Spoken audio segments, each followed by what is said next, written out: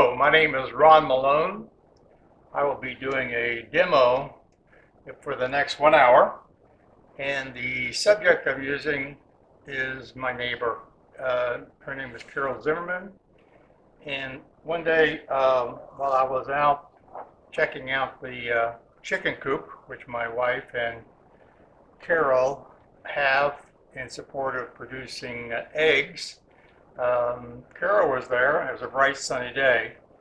So I took a photograph of Carol and actually took 2 or 3 or 4 with the purpose of having this subject as a demo illustration. And also I've used it in a couple of workshops. And I took a picture of her with very little sun and poor shadowing to illustrate the importance of when you are looking for values and you have to create paintings.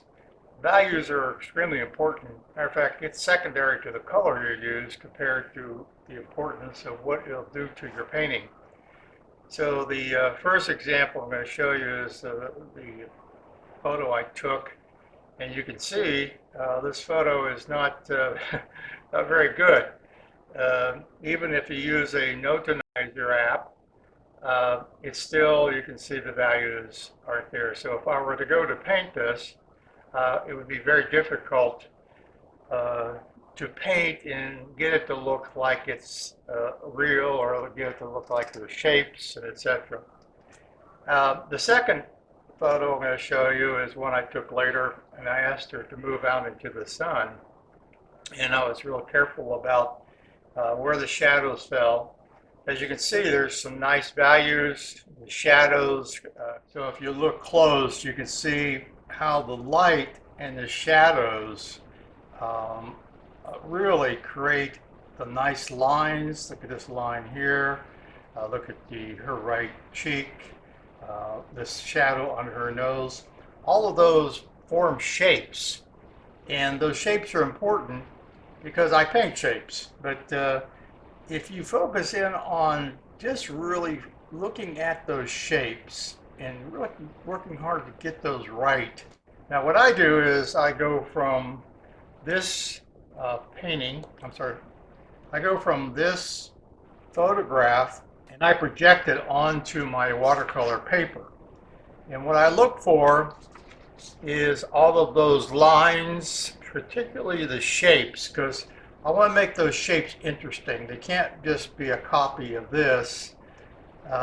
If you want to do that, I really encourage you to go get a photograph and do photography, because it does a much better job of copying. But where I get my expression is what shapes I choose, how I approach those shapes. I don't put in all those details. I put enough shape, and you can see I selected quite a few different shapes, but still, probably not even a third of all the shapes that are on the photograph. So what I'm looking for are the shapes that will define her, the shapes that will define her expression. You see the slight smile, the twinkle in her eye I thought was cool, and the way she's tilted her head. This, if you know Carol, this is Carol. That's the look she gives you.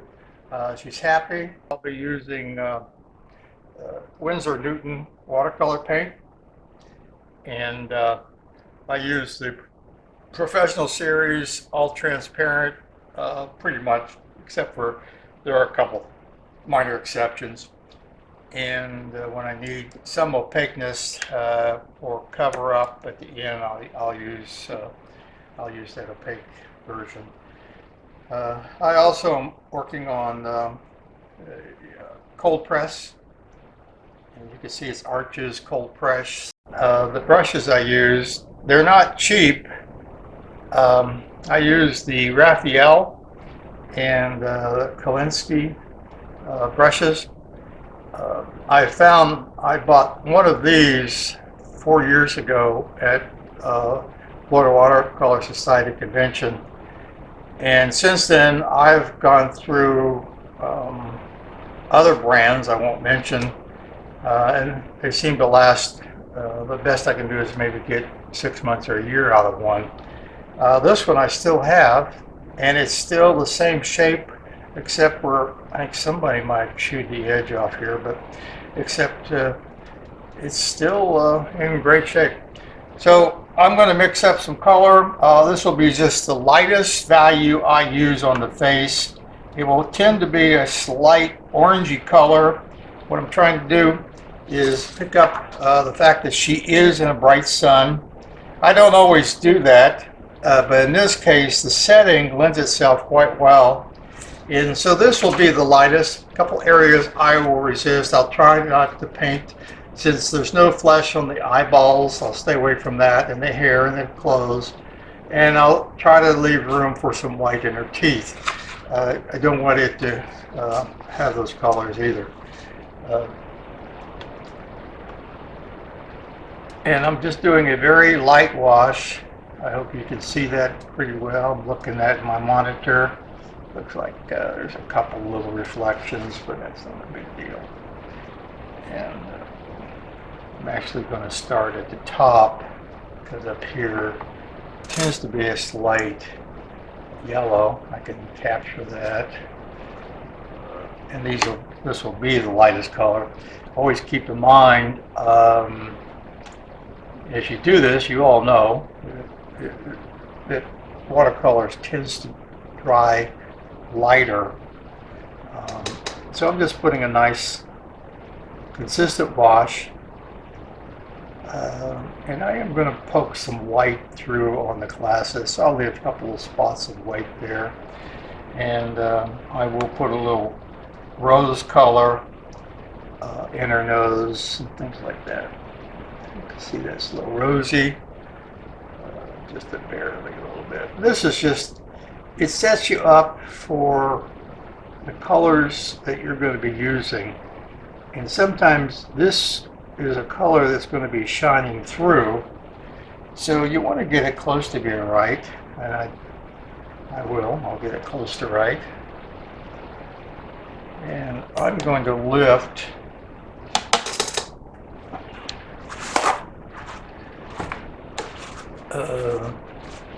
part of that nose a little bit. I just want it, you can always make it darker later on, but it's pretty hard to make it lighter. You guys already know all that.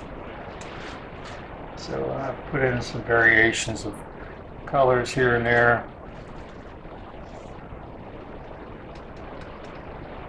Just to set me up for a successful painting, I hope.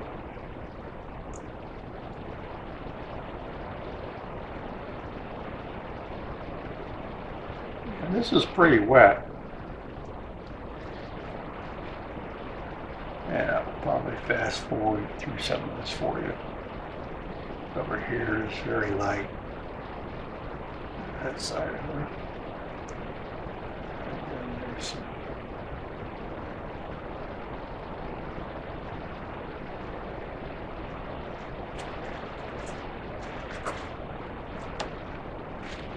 And we'll still try. I can kind of rub out some areas.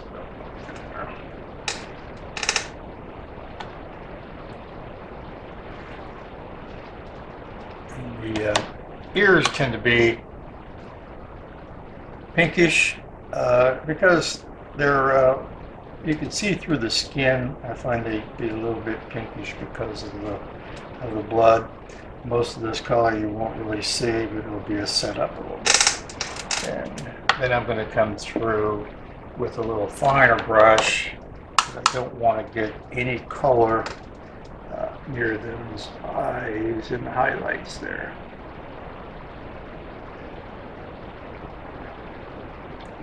That eyeball's way up there. And I'm going to leave some room on the frame to let, when I drew this, traced it from the photograph. Some codes I use, I will mark areas that I want to keep pretty light, I mark them with an X. I don't know if you can see those. You probably can. I'll mark them with an X. So see, I've left a little white come through. It's probably not a big deal, but if I don't do it now, I won't have the option later. I guess I have and could come back with some opaque white. I don't like using white. It just doesn't look the same as when you let the paper show through. There's a difference, and you can see that difference in the strokes. And then there's a couple of spots here that there's some hair down here. I'm just going to capture that while I got the yellow out, and the hair that's over here. My brush is already wet. I'll just use this big, small brush. And I like, also I use silver brushes, and I don't know what this one is. It's wore out. Here's one that lasts, these I found out I can probably get about half a year out of them. I'm not really nice to brushes. Okay, so you can see I've already set up some tones. This will be the lightest tone that we'll see, except for the whites that are showing through. So I go ahead and put in all those tones, and I'm going to go ahead and put a light tone in for her shirt. And the reason for that, I'm using a little bit of the turquoise and cobalt blue, not cobalt.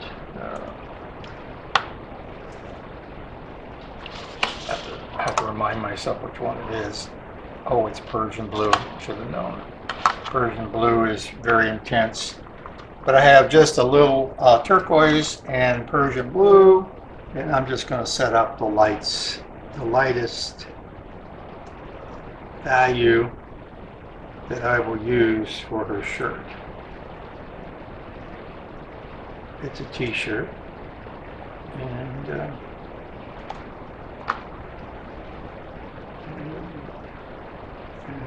some of that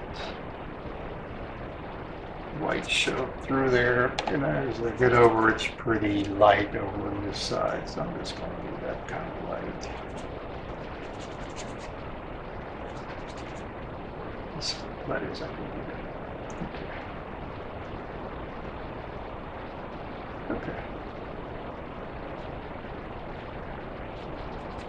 So basically, I'm setting myself up hopefully for easy painting. The other thing I find is once you get some color on there, it's easier to lift off the next layer if there's something already there. It's not a huge difference, but there is a big difference between lifting off of the paint that's on the paper directly, and if you have, I guess to me it's kind of like a little bit of a seal. It helps seal that paper and does give at least one layer where it doesn't quite penetrate, because you want the transparent paints to lay on top. So it looks pretty good. I'm looking at the monitor. This looks a little bit darker right through here, and that's okay. The nose is okay, so that's all right. It's nothing too intense that I can't recover from. So now I'm going to start laying in some of the next layer. And I'm going to try the pins on some of the details.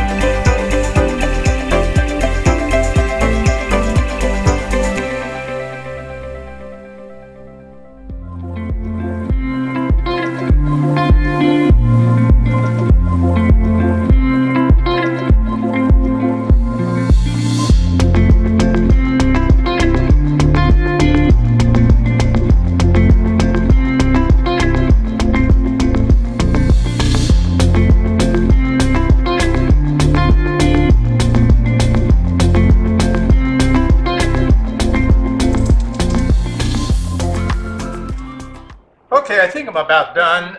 This is the finished product clothes. I still have a little work to do in the hair, a couple areas I want to lighten up. But generally speaking, then fix this little area. And put this over top. See if that helps the looks of it. Yeah, a little bit. It gives you an idea. And I'll, some of these are a little bit too light up here. But I hope what you saw was, what you saw was painting shapes and making all those shapes interesting. And when I painted, I really focused in on all these shapes.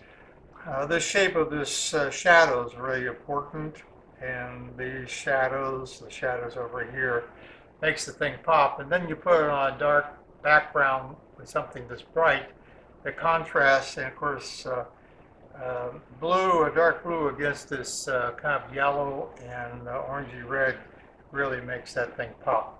So that's what we ended up doing, and here's what the original painting we worked with. So so there are some similarities, I hope.